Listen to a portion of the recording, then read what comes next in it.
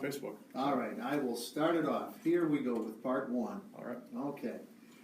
Hi, good morning, and welcome to another episode of Get Real with Real Estate. Jameson Melbye joining me from RE/MAX Realty. And Jameson, this is episode 3. Time is zipping on by, and we've got a lot of questions from our audience here. So you ready to get started? I am. Thanks. Excellent. Thanks for joining me again today. And question number 1 of our 2-part episode, by the way. After I get my offer accepted, when do I get to move into my house? That's a good question. It is. You know, we spend a lot of time finding the right house. And then once we get the offer accepted, it typically is about 30 to 45 days when the transaction closes. And then the question is, when do I get to move in? And it's right after closing. That's always good. So sometimes we've had deals where people pay cash. We can get them in 2 weeks, if it's a vacant home. People really like that. But typically 30 to 45 is about standard, depending on the loan program.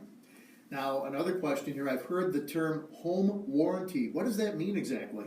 Yeah, so home warranty, it's not the seller, providing like a guarantee on their house, but what it is, it's an insurance package that you can buy. So the home warranty covers things like your electrical system, plumbing system, roof, siding, windows, appliances, things like that. Typically what we see are, water heater replacements, heat exchangers on furnaces, things like that. And the warranty company that we go through is really good about approving these repairs and replacements. So if they can't fix whatever the issue is, they try to fix it first. If they can't fix it, then they replace it.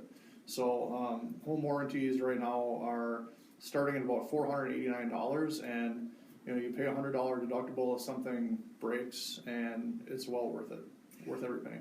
Sure. Now, here's something I've thought of, but it's an interesting question. When it comes to foreclosed homes, can a listing agent buy their own listing? I have not seen yet where somebody can buy their own listing. The foreclosure companies are really good about making sure that the agents aren't doing anything funny behind the scenes. They want everything to be fair. So in most cases also, family members, direct family members, cousins, things like that can't even buy a home listed by that person. And I've actually encountered it once where I was representing a family member on a purchase of a foreclosure, and I was grilled on it. And I wasn't the listing agent. I was just the selling agent, and they said, okay, things are up and up. So in the end, they were fine with it. All right, very good. And this is something that'll be happening for me. I don't know when, but when I'm thinking about selling my house, what is the commission to get that done? Yeah, well, first off, I hope you know the right agent to call when you do that, Jack. But, there we go. Yeah. I'm kidding. Might be the guy I'm talking to right now. Yeah. Hopefully. No, so when you're selling your house, commissions vary greatly depending on the company, the agent, things like that. I do have 4 different packages I provide when I list houses. So it's really tailor-made to how much marketing do you want.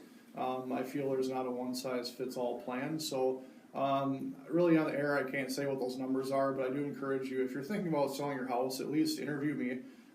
That way we can go through the marketing. You can decide, do you want, the whole, glitz and glamour of my biggest package, or, bare bones. But at the end of the day, we definitely have professional photos taken, staging advice, things like that. There's things that we have to do, to get the house sold. And then beyond that, how much, marketing do you want done on your home? Very good, Jameson. Hey, we'll come back with part 2 in just a moment, right here on KWNG 106. All right. Okay, then we'll go to part 2 here. You all set? I am. Okay. Yeah, let's do it. All right, here we go. Part 2. This is just for my own countdown here. In 3, 2, 1. Welcome back. It's episode 3, part 2. Get Real with Real Estate. Jameson Melbye joining me from RE/MAX Realty. And Jameson, let's pick up kind of where we left off here, part 2. You mentioned staging. What is staging, and why is it important? Okay, so staging is when we are depersonalizing the house, decluttering, getting it ready for showings. And what I tell people, I have like a list of suggestions I can give, but what I say is, when you go into a motel and you see it's very, very plain, that's what staging is. So it's very decluttered. When people walk in a house and they see your family photos on the wall, it's very hard for them to envision themselves actually being in the house.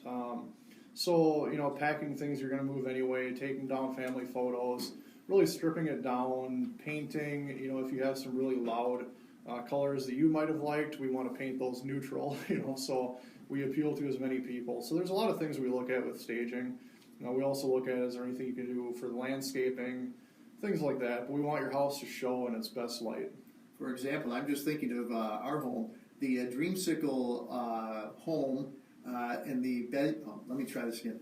So, Jameson, what I'm thinking here is like in our bedroom downstairs, the Dreamsicle paint for my oldest daughter, that would probably have to go. Probably. Okay. Yeah, not a bad idea. So. All right, very good.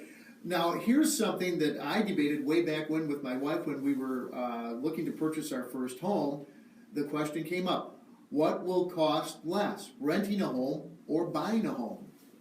In this market right now, the way rental costs are, certainly owning a home. And even if rent prices were close to a mortgage, you still have tax deductions, earned equity, things like that in home. But right now, you know, we're seeing a house you can buy for $100,000. You know, you're looking at about a $600, $650 payment, where you're going to pay $800-900 renting that house. So not only are you saving a few $100s a month, you're gaining equity. You can do what you want with the home, and it's yours. You know, you're not gaining equity for somebody else. So right now, I get a lot of calls from people saying they can't find rentals, and when they do, the prices are extremely high. So good time for landlords, bad time for renters. But that's why I say, you know, really get yourself in a position to buy. All right, Jameson, I have a question certainly here for you as well. Where exactly do you sell real estate? Is it just Red Wing proper, surrounding areas? Fill us in. Yeah, so my main market area is Goodhue County and Pierce County. So, you know, anywhere Red Wing, Cannon Falls, Goodhue, Zumbrota, and then Wisconsin, I'm licensed in both states. I've done plenty of sales in Pepin County, Dakota County, so Hastings, Apple Valley, Rosemount. Farmington, I've actually gone as far as Eden Prairie, Minneapolis. So basically, if you can hear me on the radio, no matter where you're sitting in your house, I cover that area and further, most likely. Excellent. All right, so that's a very good area. And finally here, as we wind up part 2 of episode 3, what can I do to improve my credit if I have less than perfect credit? Yeah, so the big things are, if you have current collections out there, you want to get those collections paid.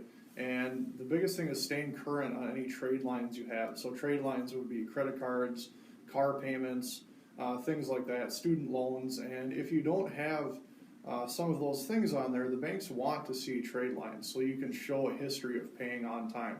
So you could start with a credit card at, let's say credit1bank.com. They'll, if you can fill out the application, they'll give you a card. It's a low limit, around $250, but you just start making that payment each month on time, and then it gradually builds a history. Shows a case that you are able to, make your payments on time. It might take 6 months to a year, maybe longer, depending on where you are. But at the end of the day, it'll improve your credit as long as it's, like I said, you're making your payments on time. That's the biggest thing, is getting past that 640 credit score. On the bureau, that shows as a D from like A to F, but it's good enough to buy a house. So 640 is the score to shoot for. All right, that's the magic number. If people want more information, Jameson, give us some contact info. Yeah, so my cell phone is 651-764-8933. They can find me on the web at jamesonmelbye.com. Or if you look me up on Facebook, I'm on there as Remax Results Jameson Melbye Real Estate. Excellent. We'll see you again next week. Excellent. Thanks, Jack. All right, that's Get Real with Real Estate Jameson Melbye here on KWNG 106.